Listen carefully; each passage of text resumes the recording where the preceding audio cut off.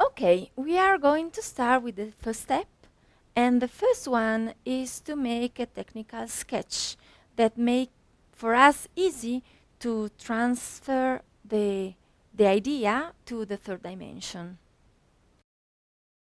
We start with the first idea, and I have a couple of sketches on my book and a couple of anatomical studies.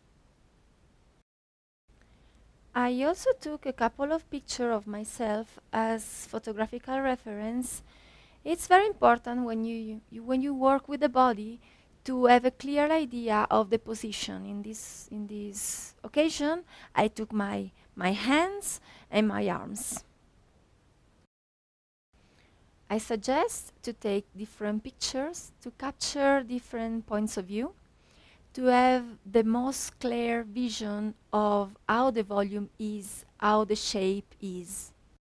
In this case, I focus on the position of arm and hands, and I try to reproduce the same position of the picture of the drawing of the original sketch.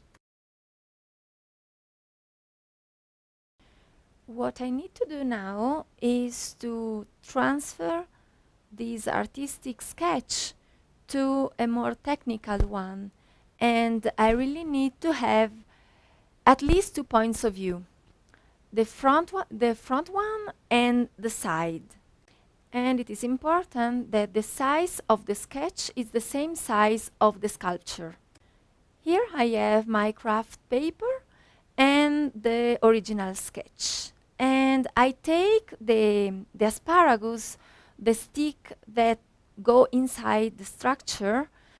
This is my reference for the size. At first, I take the size and then I start to draw. And you can start from the front position or the side one. You can see that sometimes it's easier one or the other. Esto es como un boceto rápido realmente. Solo quiero tener las referencias de las formas, porque luego los detalles los checo más acá. Entonces aquí, por ejemplo, tengo mi tamaño de nariz, mi boca, la barbilla. Here I have the eyes, and it's very important to remember the size of the metal stick inside because I want the sculpture to be bigger. Más alta, para que la varilla quede completamente adentro.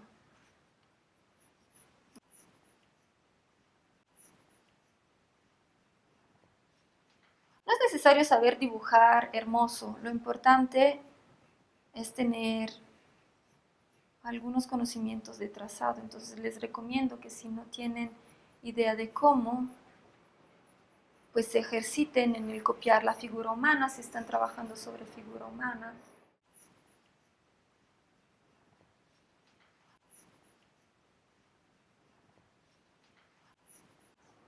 Entonces, here I'm decided the size of the face, and I'm making adjustments and changes because nothing is really decided already.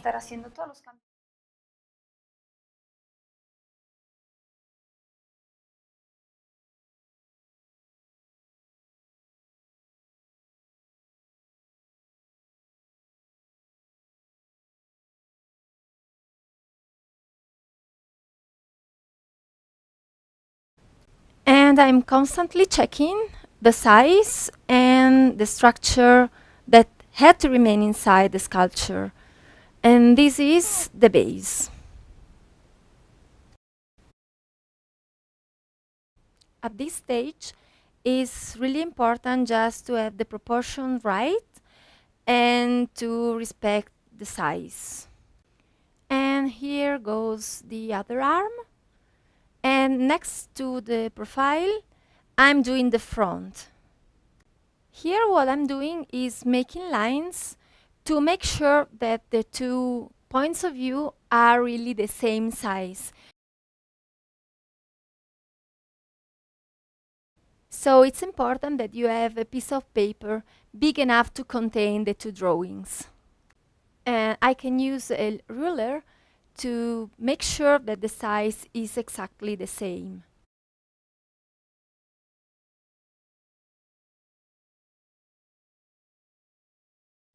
Make sure to do lines to the main points of the body,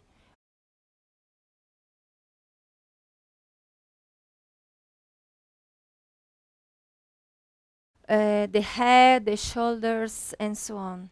So this is the size of the head, and here I have the nose,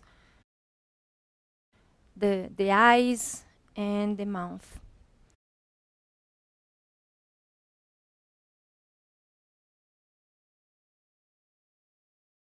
And here I have the ears. And you can notice that from the frontal point of view, you can see things that you can from the profile. So for example, I can see the width of the head, of the neck, of the shoulders. And here I can see that the shoulders are like fallen with this particular shape. So I'm starting to draw the shape of the shoulders, and then I mark the chest,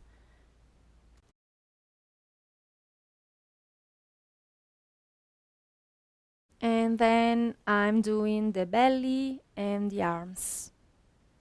So the arm has this position, and here I have the elbow, here the hand, and more or less is the shape like that.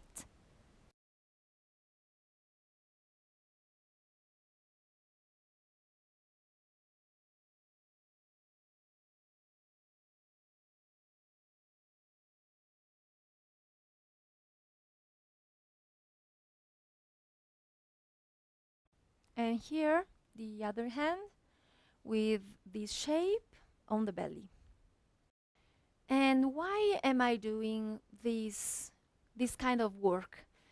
It is like an intermediate step between the actual the actual drawing, the actual idea, the first idea, and the final sculpture.